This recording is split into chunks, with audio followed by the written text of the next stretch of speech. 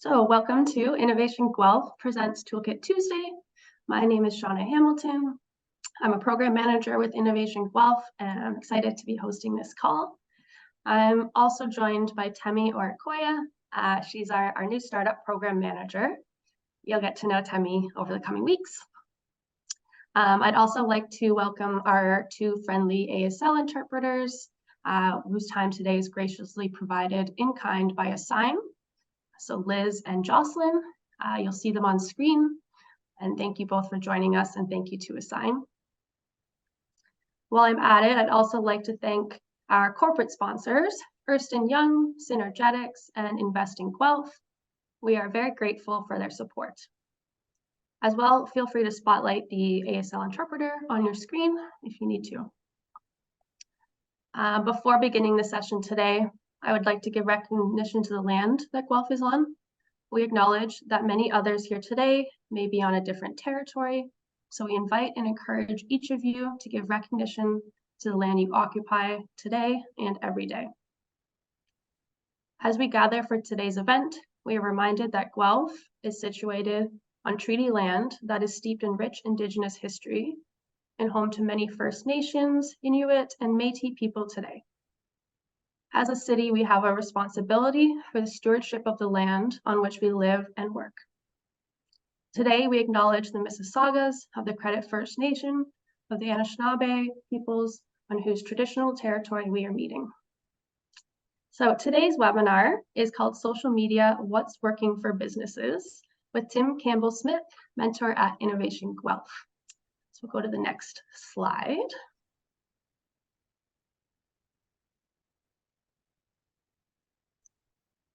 In case some of you are new to Innovation Guelph, a quick background. Innovation Guelph is one of 17 regional innovation centers in Ontario. And while we are located in Guelph, we serve the entire region of Southern Ontario and have a national program. This means that while most of our clients are relatively close by, we do have clients in BC, all the way to Nova Scotia, and all throughout Ontario. We work with our clients, supporting them throughout multiple stages of business growth, from startup to scale up, with lots of programs and workshops, networking opportunities, and even a trade show called the Ontario Innovation Expo. But now, more about Tim. So next slide, please. Without further ado, I'd like to introduce today's expert presenter, Tim Campbell-Smith. Tim Campbell-Smith is so extroverted, he puts the social back in social media.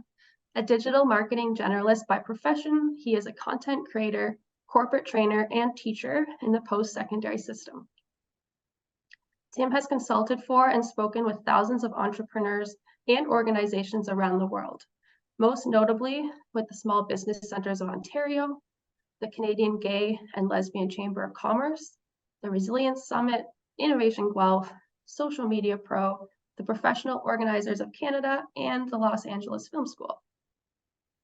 Tim teaches at York University, and his newest book, Lousy and Conflicting Advice, a humorous reflection on a career in social media marketing, is out now. Should you have any questions for Tim today, please use the Q&A feature, and we will monitor and ask your questions when the right moment appears during the presentation, or at the end during the organized question and answer period. So over to you, Tim. Thanks. Perfect. Thank you so much, Shauna and Temi, and welcome, friends. I'm so excited to nerd out and chat about social media for this quick hour that we'll have together. It's been a year. It's been a little more than a year, and I'm going to say interesting, tumultuous, ever-changing, and we're going to talk about what has been changing, what those changes have looked like, and more specifically, what's really working for businesses. We're going to start by tackling this on a high level, and I believe I have about 8 different things on a high level, changes that apply to all social media platforms. Then we're going to go into platform-specific ones, and then we're going to end with a dedicated Q&A time. There will be a couple moments throughout for some really pressing questions, but I'm going to say let's hold most of our discussion and questions until the end, and I promise there will be time for that. So as Shauna introduced, my name is Tim, and the actual thing that I want to highlight on this slide is that my pronouns are he, him when referring to me, or I respond to they, them. That works as well. Please do, and I know Shauna said use the Q&A feature. I'm watching the chat on my iPad, so feel free to use the chat as well. I'd love to know who's in the room. So put in the chat about your business, what do you do, and if you want to share a fun fact. I always want to hear fun facts from folks, so feel free to use the chat and put that in there. Also, while you've got the chat open, and if you've never been to a webinar with me, you'll know I use the chat feature a lot, because otherwise it's just me talking for an hour, which yikes. But I also want to ask, what have you done to grow your business's social media channels? Because today, this presentation that I've put together is based on a lot of collective wisdom, some training and some knowledge, but I want to honor and respect the fact that there is collective wisdom in this room as well. We can learn from each other in this room. So I'm seeing some folks here. Oh, wow, these are fun. Alpacas will always win my heart. Posted more on YouTube. Yes, I love YouTube. I have such a soft spot for YouTube. Thank you. Keep putting in the chat your name, your business, kind of what you do, and what you've learned to grow, so that we can honor that collective wisdom.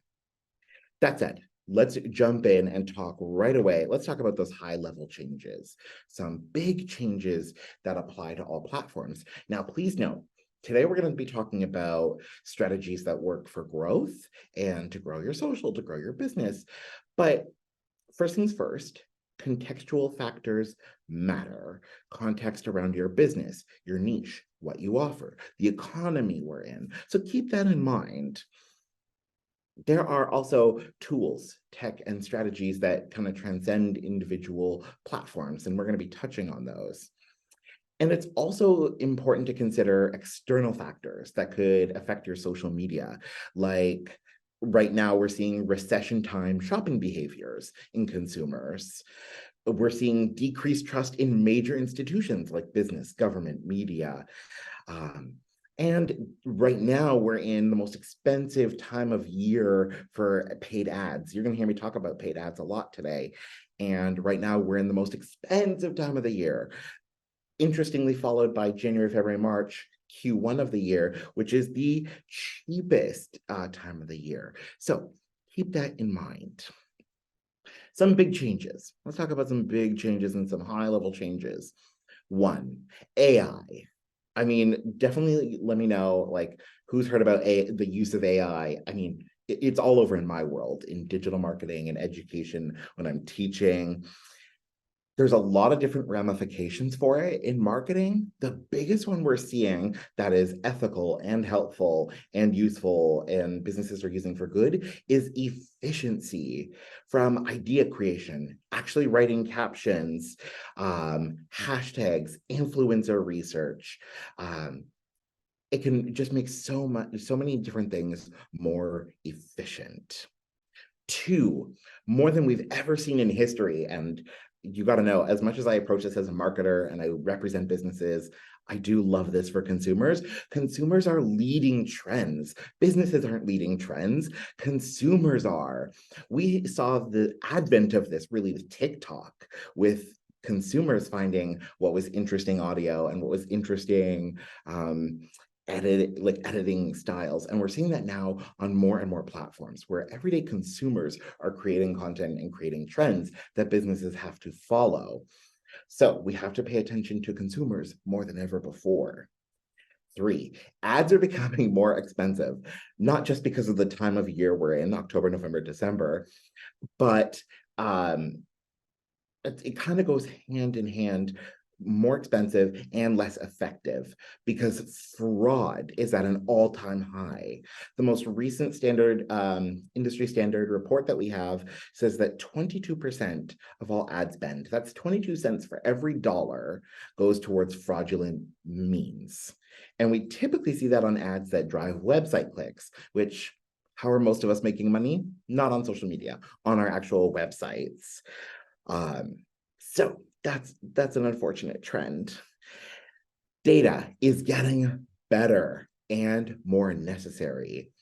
This isn't quite a trend, I would say, for 2023 heading into 2024, but personalization, the need for more niche and specific communications that applies to our target audiences is key. And we're finding that one of the easiest ways to personalize that is through data. Actually looking at our social media and our digital marketing analytics and using that. 4 other big high-level changes. News is getting shared more personally on personal accounts. Actually, I'd love if you put it in the chat. Who here has heard about the changes to news in Canada shared on through Meta platforms and Google? So Facebook, Instagram, and Google. Have folks heard about this? Does anyone have no idea what I'm talking about? Have heard about it, don't really understand? Okay.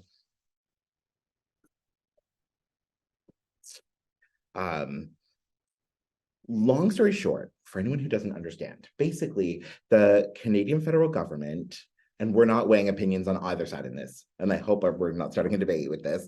The Canadian government passed a law that basically said major platforms need to do revenue sharing with Canadian news publications when they are sharing news content. And Meta and Google responded and said, absolutely not. So in response, they said, we're not going to allow the sharing of news articles on our platforms by Canadian news sources. So Canadians can no longer easily access news via Facebook, Instagram, or Google. So the trend that that's creating is that more people are creating personalized accounts and sharing news from those accounts as original content on their social channels. It's not links to external sources. It's not links to external sites. We're consuming our news more and more. That is a trend that is only going to explode, where we share news from personal accounts and we discuss it on personal accounts right on social media, rather than linking externally, because us Canadians, we can't. Next, people are tuning out noise.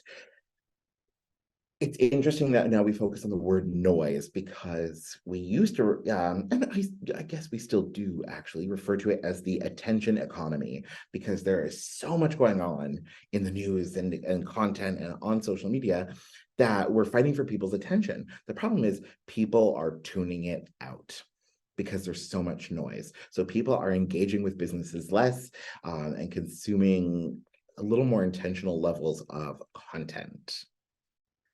Personalization is super important still, and I kind of jumped ahead on that with the data comment, but personalization is really important. So more niched, content, chatbots, responsive pages to messages, and special or custom offers, for loyalty programs is going to be really important. And finally, and this is another trend I'm personally excited for, content is becoming less polished. This is going to sound kind of cliche, but authenticity is in. That's what's in fashion right now. Authenticity, being honest and authentic and real, for lack of a better term. So content from larger and larger brands is becoming less polished. People are expecting less polished content because they want it to be authentic and honest. So that's I hope that's permission giving, where for anybody who, if you're like me, you think about like, oh man, my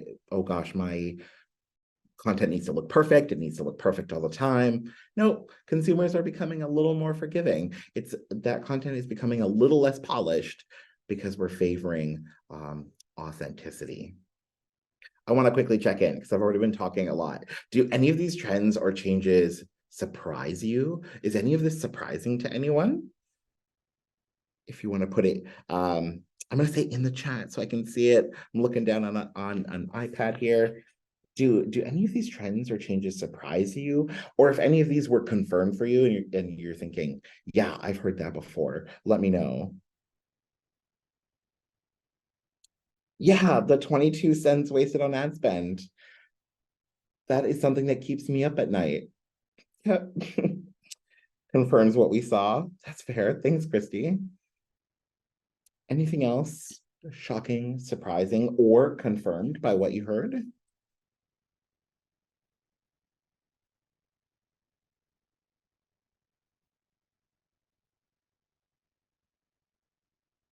Okay, we're going to keep going here. Let's get into platform specific trends. We're going to go now onto an individual platform by platform level, and we're going to start with X, formerly Twitter. I'm trying to get into this habit, especially with my students, of saying we have to refer to it as X. That's its name. And I'm going to leave that there. X, what's working on X? What's working on X for businesses? Power tweeting. And actually, where this term came from, I love the term power tweeting, which I'm going to admit to y'all, I don't know if we're still supposed to be calling it tweeting. I still call it tweeting if there's a new name for it. But Twitter made their algorithm open source so anybody could look at it. Now, they use a lot of code words, so we don't know what some things are referring to. But one code word they used was power tweeters. That's anybody who tweets about 5 times per day, plus original tweets. So if you're power tweeting for a consistent basis, X is going to notice, and your tweets are going to be discovered a little more often and by a few more people. Next, and this, as I'm going to admit, I have some spicy feelings about X. But this is one thing I do love about X, formerly Twitter, is keywords work just like SEO. You can get found for keywords. You don't always have to hashtag everything. You can get found just for keywords in your tweets. So keep that in mind. Audio rooms are growing in popularity, especially if you have customers or consumers in the US. Audio rooms are booming in the US more than almost anywhere else in the world. So if you have consumers there, audio rooms are definitely trending and working. Niche communities. Technically, the platform use and so the amount of use, how often people use it, and the number of people using it is shrinking, but use by niche communities is rising. Especially, I'm not going to call men a niche community, but there are more users who identify as men than women on the platform, and they are forming niche communities. So that's a way that you could appeal there. Think about those niche communities. Using the platform as a customer service tool is still working really well. So keeping DMs open, being responsive, even though usage of the platform is shrinking, people are still going to it massively for customer service.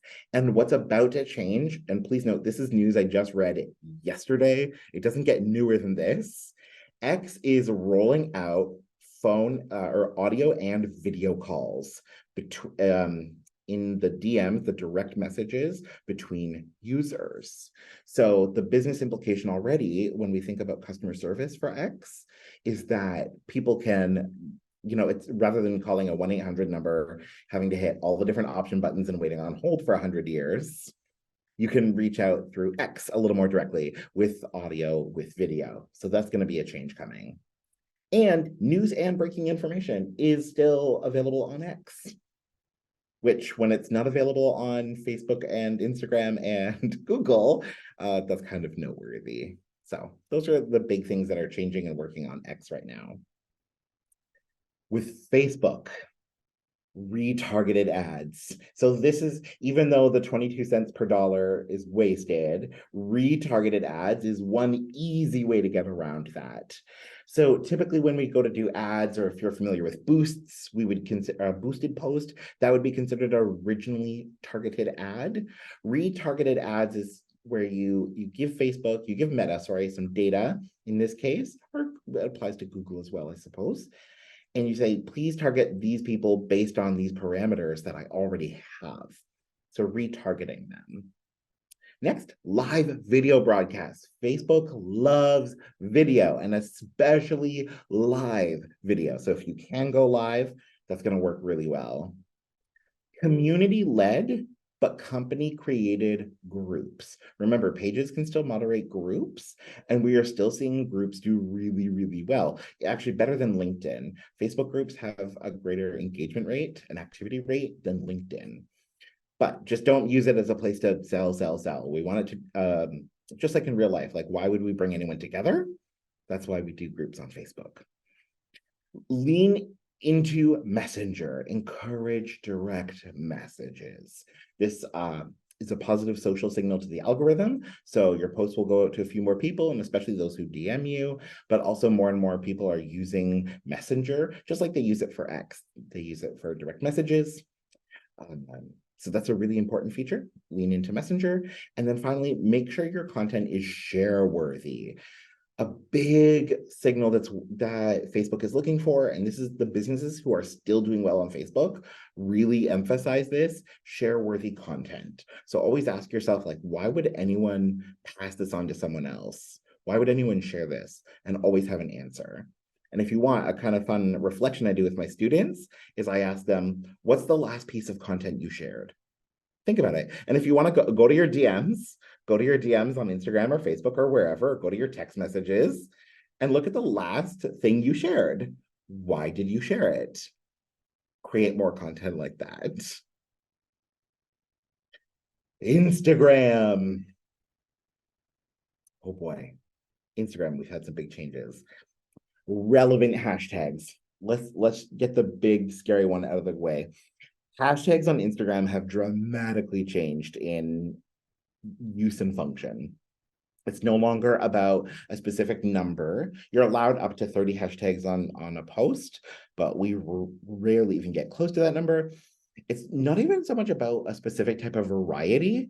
It's about only using hashtags relevant to the post.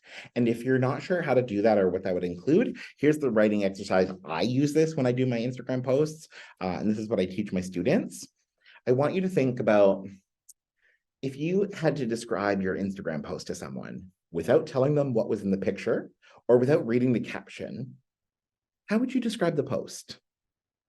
Those words are what you make your hashtags because it's relevant to the post. If you want to give that a try. The messenger space is only growing, only changing, but also has some ramifications in business. Receiving a DM from someone is one of the top social signals now. Adam Mosseri, CEO of Instagram, even came out and said this. Receiving a DM from someone is one of the top social signals for your account. It puts your account at the top of the feed, top of discoverability for whoever messaged you, and increases reach to others. So we want to really lean into the direct message, the DM space, and try and get direct messages. We also want to, I would say, prioritize selling in stories. More so than ever before, we know sales happen more often and more easily in stories than they do in the news feed. So if you have to, if you had to prioritize, stories or news feed, prioritize selling in stories. Carousel posts. Oh, here's another change, and it's already working massively. The prioritization of carousel posts. We had, 2-3 years of Instagram really forcing reels on us because they were trying to compete with TikTok. And this year, Instagram came out, actually, Adam Mosseri, that CEO of Instagram, came out and said, you know what? This has not been working. And we're not going to keep forcing reels. We're going to go back to our roots. And he actually said we're going back to our roots of being a photo sharing platform. But we know carousels, which is multiple images, do better than a single image.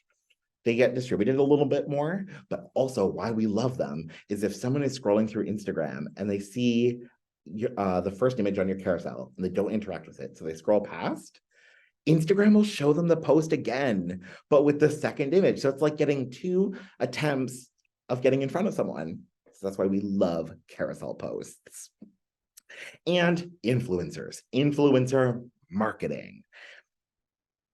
Growing, massive, but particularly, and what I want to draw your attention to are actually micro influencers and nano influencers. I'm talking people with, I think the smallest nano influencer I've seen is about 3,000 followers, up to 20,000. That includes your nano and your micro influencers.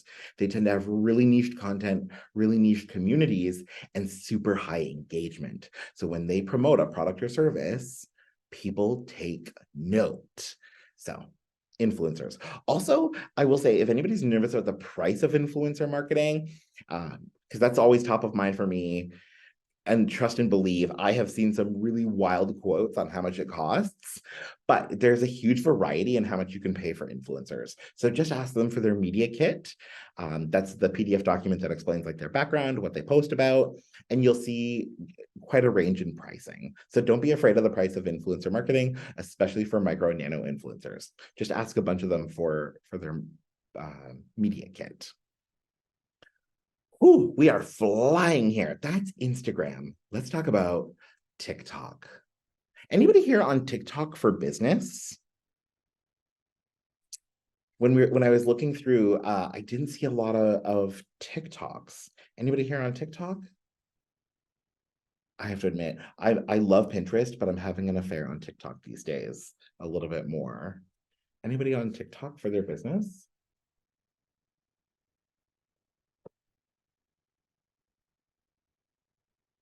Debating its use. Dan, I'm with you there. Yeah. We don't have an account yet, but our customers create content about us. That sounds like something you could capitalize on. Okay. Okay. TikTok. Strongly considering it. Actually, oh, by the way, hi, Ashley. Let's talk about this first big change with TikTok, which has just shifted my mindset entirely. Information sharing first. Gen Z, so right now our youngest consumers, roughly 16 to 24 years old, uses TikTok as their primary search engine for information above Google. Does that strike anybody else as nuts, or is that just me? I don't ask why, but last night I was trying to find out how much elephants weigh on average. And I was like, well, of course I'll go to Google. But then when I think about TikTok, I'm like, there are more young consumers who would actually go to TikTok first as their primary search engine for information, not Google. As an example, news sources are getting better at this, especially in light of Facebook and Instagram and Google not sharing news on their platforms. So information first. If there's anything in your business you have to teach people, or you want to give tips, tricks, education, TikTok.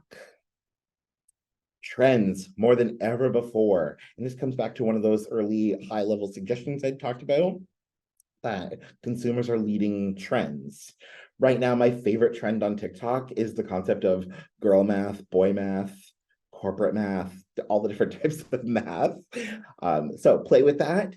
There's also a new tool, and please note, I do try to remain tech agnostic for the most part, but this tool is kind of changing how businesses interact with TikTok, which is why I want to mention it, and it's CapCut. CapCut actually takes into account trends that are on TikTok and lets you create videos according to what's trending more easily. So I want to put that in your back pocket.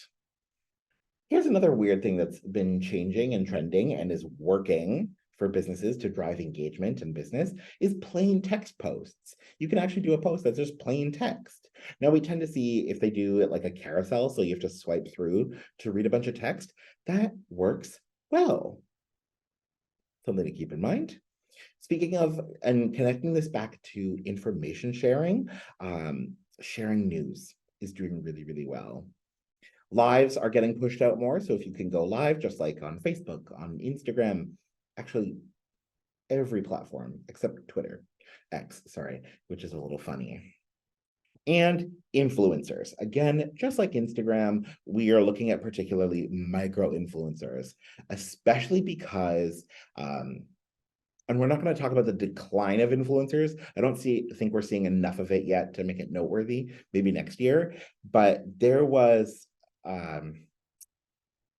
a controversy with Shein, the Chinese fashion company, who paid some influencers to visit a factory, gave them talking points, and had them say things.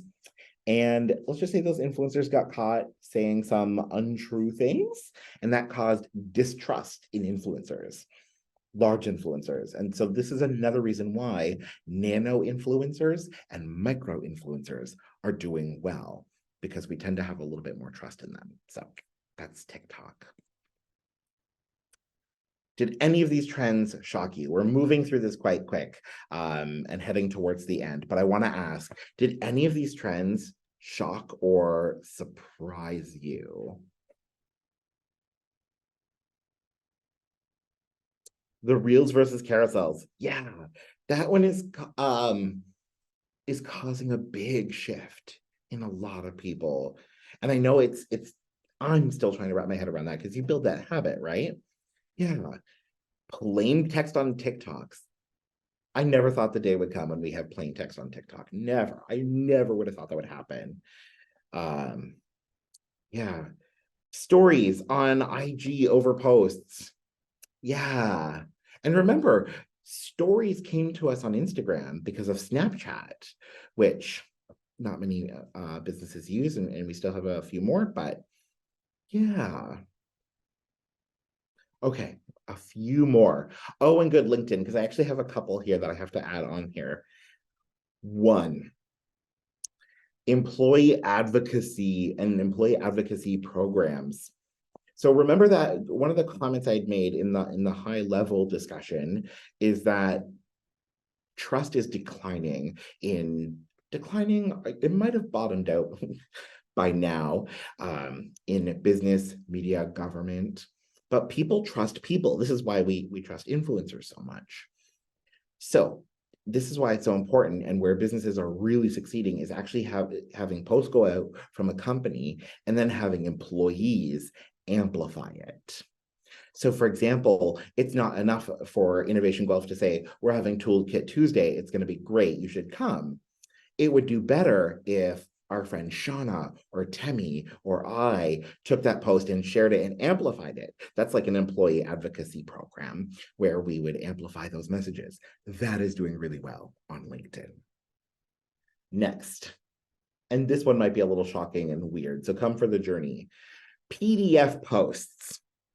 They end up looking like carousels on LinkedIn. So if you're familiar with the concept of carousels, like on Instagram or actually TikTok, where you swipe through to see a series of images, to make that happen on LinkedIn, you have to upload it as a PDF.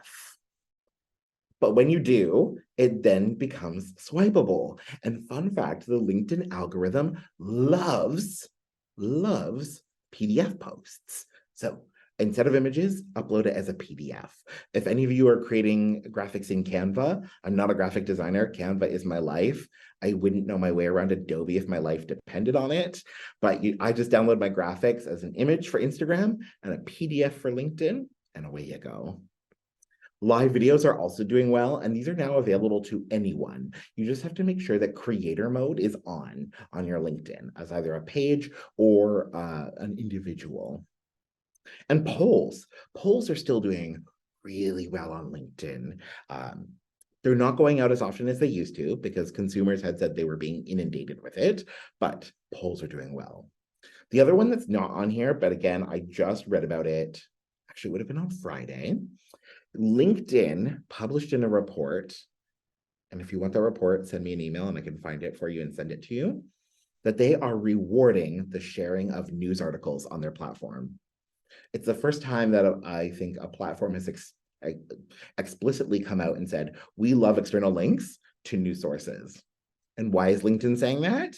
Because Instagram and Facebook and Google are not allowing it. So LinkedIn, I believe what they said exactly was that news makes LinkedIn a better place because it tends to be more engaged professionals who are trying to learn about the world and navigate the world. So if you do have news articles, one strategy that I work with folks here at IG clients on is, especially if you don't know what to post, find a news article and post it with your own commentary, because then we kind of get to know you and your voice, but you didn't have to create all that content yourself. On LinkedIn, that is still working really well. So share news articles on LinkedIn. Pinterest. I love Pinterest. If anybody here loves Pinterest, please let me know so I know where the Pinterest fans are. I got married in the pandemic, and trust and believe it was a Pinterest wedding.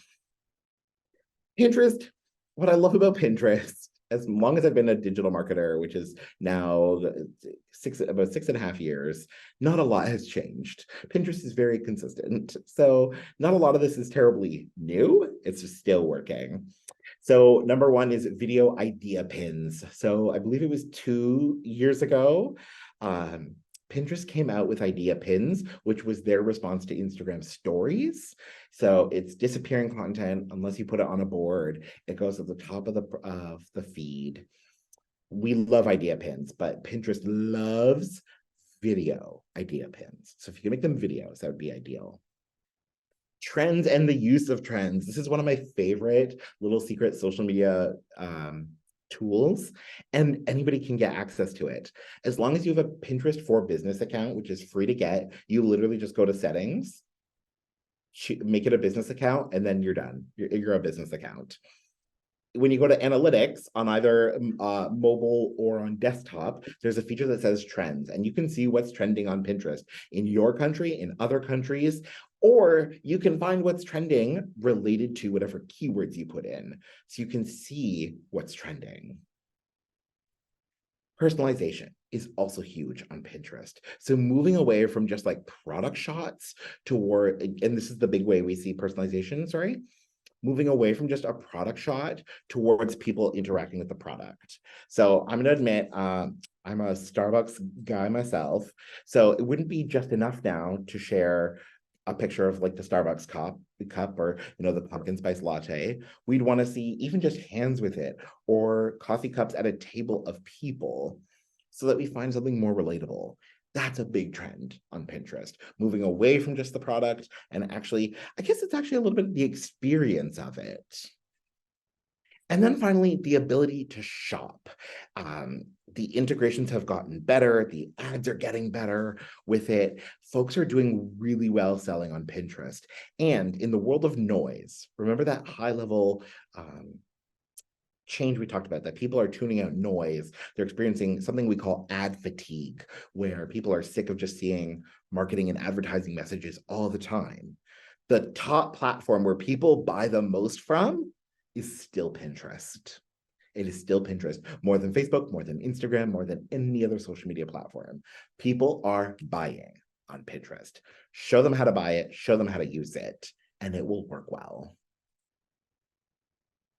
YouTube. I saw some folks in here who are using YouTube. Let's talk about YouTube. Keywords. YouTube is doubling down on keywords. And here's actually like a checklist where I want you to make sure that your keywords are where people would find you. The title of the video, the description, and the caption. So that means what you actually say in your video needs to include the keywords that you want to be found for. And with your keywords, make sure to either transcribe or enable transcription with your own tool or with YouTube. Updating keywords. And actually, this comes from a very specific strategy that nobody teaches, and I'm going to teach it to you right now.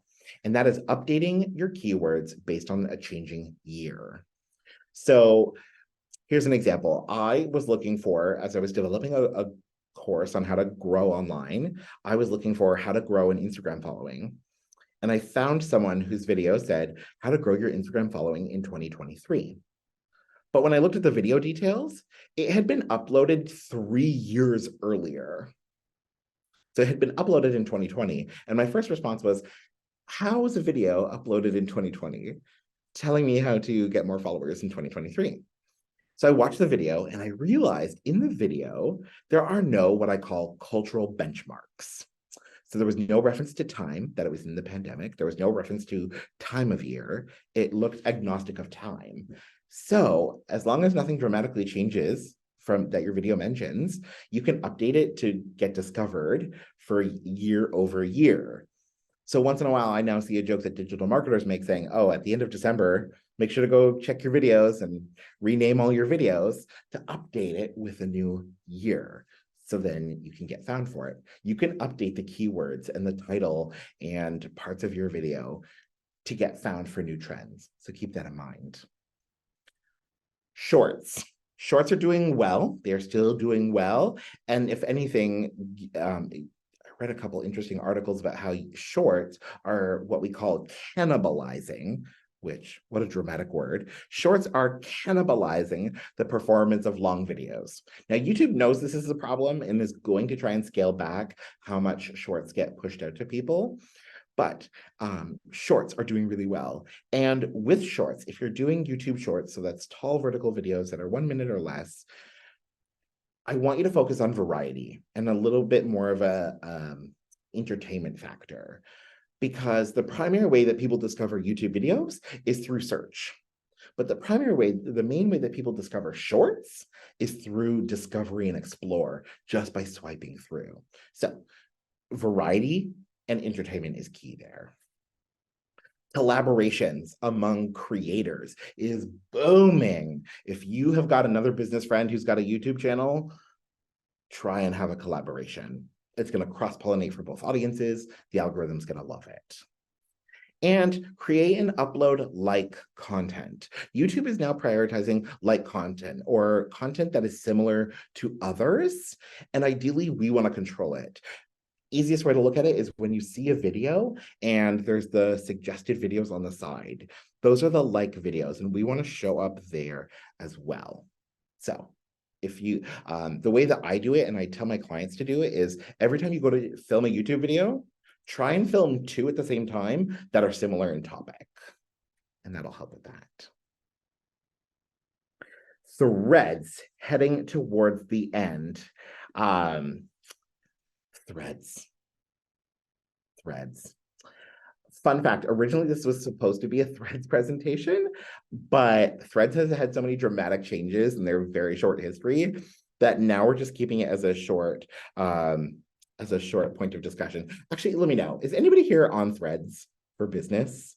Because I'm also seeing a question, and I'm gonna take this time for a question. But is anybody here on Threads for their business? Only created one and never used it, not actively. I think this is so revealing. I think I log in once a week because I go, I haven't logged into Threads in a week. And then I just post something funny and I don't use it. So yeah. And sorry, I'm seeing a question here, so I'm just going to address this quickly. For collaborating for a YouTube live with another person, live on the screen from their own laptop, what software is best if I want to go live on our channel on YouTube? Ooh. The main one that I use, and I feel bad because I'm supposed to be tech agnostic and well, actually, hold on. Okay, I've got two, so I can be a little more agnostic. Vidyard has a great free plan. I don't know about y'all, but my favorite words are free and cheap. So Vidyard has a great free plan, or Zoom actually works well. Just like we're using today, Zoom has great integrations with a lot of other platforms like YouTube. So I would recommend trying out one of those two, Vidyard or YouTube. I hope that helps. Great question. Threads. Okay, here's the few things that are still working on Threads for the brands and companies who are using it. And please know, I did look into use cases. I do know some businesses that are doing very well on Threads, and here's what they're finding. Avoid sales and talking about sales and promoting sales and trying to sell there. Prioritize value add, getting to know you content, and cross-pollination from Threads to Instagram or other platforms, but avoid selling. Plain text goes a long way. LinkedIn also still loves plain text posts when they add value. Same with Threads. And interacting with other accounts. I mean, engagement has always been a fabulous way to grow, just commenting on posts, following people, but interacting with other accounts is working really well on Threads because they don't have ads, because they don't really have hashtags. They don't have a lot of features that the others do. We kind of have to go back to basics for what's working, for, you know, what can work. And Threads, engaging with others, interacting with others is just chef's kiss. It's wonderful. So I would recommend that. I do see a question here. What is the top platform for reaching an older audience? Top 2 would be Facebook and Instagram. Older adults, en masse, and I don't have the stats in the back of my head. It's been a few months since I talked about older adults and their social media uses, but Facebook, but then they are immediately followed by Instagram. I think in a kind of logical way, because they're saying, oh, my grandkids or my kids, my grandkids, my great grandkids are on Instagram, so I'll go there too. So they're joining Instagram more. So I would say Facebook and Instagram for older adults. Great question, Mike. Thank you. So we're winding down and we're coming to the end here. So I want to ask, are there any trends or changes that you heard today that you think you're going to try? I'm curious kind of what stuck for folks. Were there any trends or changes that you're going to try first after today? Oh, and Diane, age range for or definition for older adults is I use 60 years old and above, 60, 65 and above. Jackie, definitely going to share news on LinkedIn. Yes. And the personal perspective. That's what really drives the engagement on LinkedIn. Yeah. What other trends or changes do you think you're going to try after today?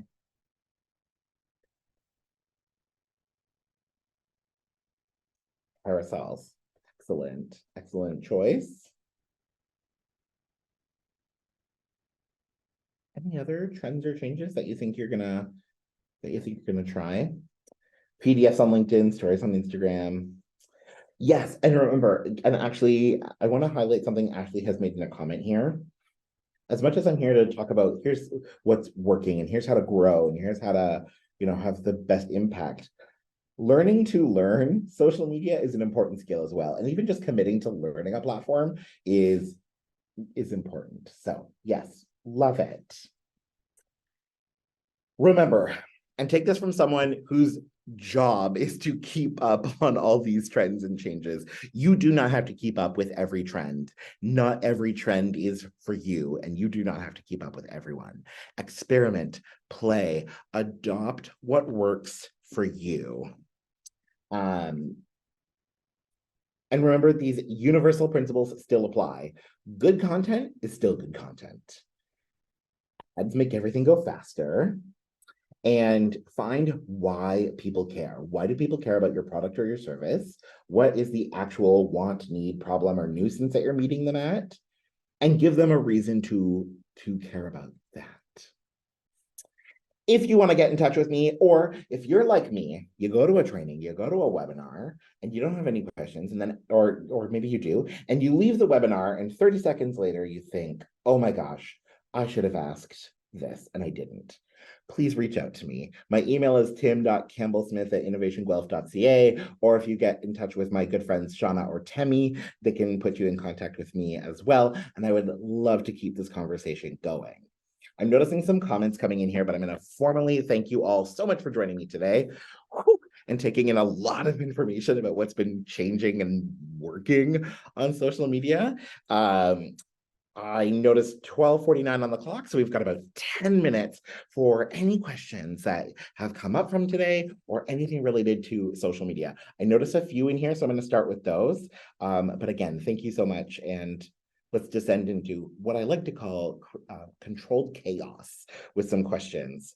So the first one I see is from Jackie. On Instagram and Facebook, we have two themes under one handle.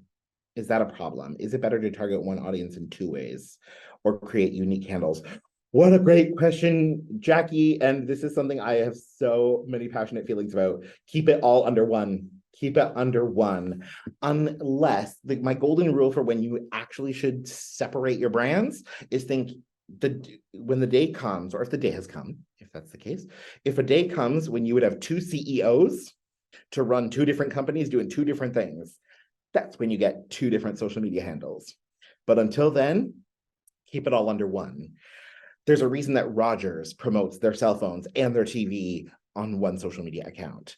Keep it under one. You'll definitely want to make sure to have some intentionality between what you post, how you post about those themes, but keep it all under one. Great question. Thank you.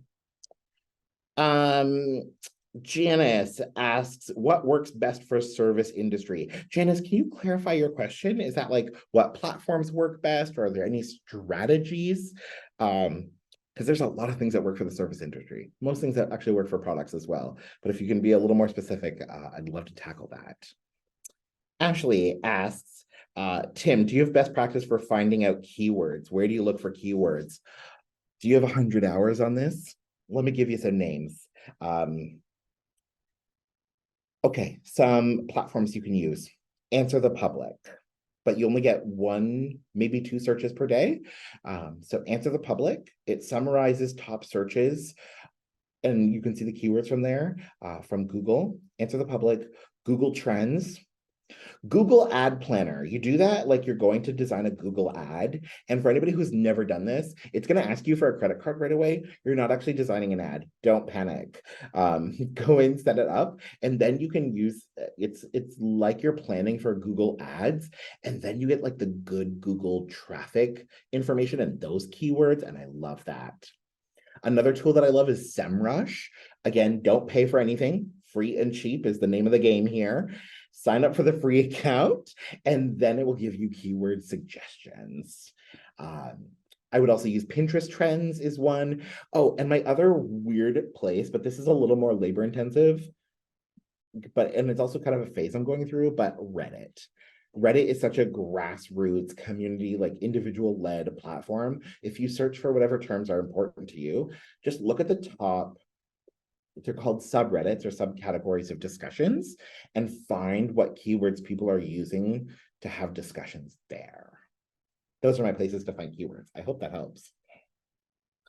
Janice, clarified. Strategies and platforms. Ooh, okay. Janice, do you have 100 hours? Because we could spend a long time on that. What works best for service providers?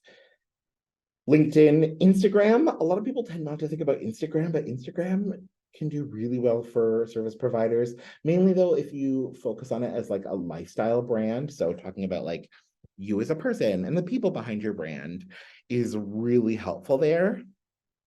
I see service providers do well on Pinterest when they prioritize it and when they focus on like teachable content and content that teaches, but that really requires a level of dedication and commitment, kind of like a YouTube channel. Otherwise, when it comes to providing services, the other thing that is really important to keep in mind is make it easy for us to do business with you. Make it easy to consume your services. Consuming products are relatively straightforward, where you can just order it online and it comes to your house eventually, for the most part. Services, it's like, well, do we have to book a meeting? Do you have to book a package? How do you book that? How do you make that happen? So with services, we try to reduce, it's literally called friction. Any concerns, doubts, or questions about providing services, make it easy. So if that's having like a link to book a meeting, if that's reminding people what exactly your services are and how your services work, would be important. I'll stop there because I could absolutely keep going, but I hope that's a good starting point for services. I'm going to say maybe 3 more minutes for questions before we have to part ways. If anyone has any other burning questions, anything from today or anything that's coming up for social media, if anyone has any other burning questions.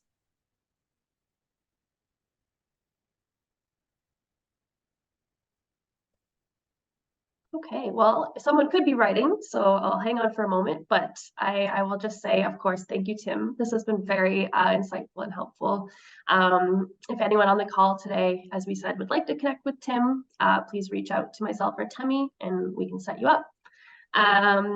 Before you disappear, we will have Temi post a link in the chat to the feedback form. So please click on it and share your thoughts with us on the session, on Toolkit Tuesday in general, any topics you'd like us to present on in the future. And feel free to follow us on social media too, Innovation Guelph. We are on most of the platforms, and tweet or post about your experience with us. Temi will also be dropping our personal emails in the chat, so you can reach out if you need anything. Looks like there is one more question that's come in. Comments on email marketing. I'll let Tim take that one. Comment on email marketing. My immediate comment is, I love it. Email marketing, wonderful, powerful. If you actually want it to work for you, though, here's what I want you to do. Segmentation and retargeting. So segment the emails that come in. So for example, in my email marketing, I have a category for clients, I have a category for prospects, I have a category for everybody, so I can send out targeted emails. Then to really make them work is retarget. So for example, and most, if not all email providers will let you do this, you can send out emails based on previous behaviors. So a really easy one is to send an email to people who opened up your previous email, but didn't click a link. So, I send an email to Shauna saying, hey, Shauna, come to my Toolkit Tuesday event. And I can see that she's opened it, but didn't click it. And I didn't see her register. Then I could send a follow-up email and I could retarget Shauna and any group of people going, hey, Shauna, did you miss this? And then give another opportunity. And that's retargeting. So love email marketing, but if you really want it to work, segmentation and retargeting is where it's at. Great question. Thanks, Jackie. Awesome. Well, it looks like that's all the questions. So again, a sincere thank you to Tim and our ASL interpreters, Liz and Jocelyn from Asign, to our sponsors, to Temi, and to all of you online. Thanks for joining us. Have a great afternoon and come back soon. Thanks, friends.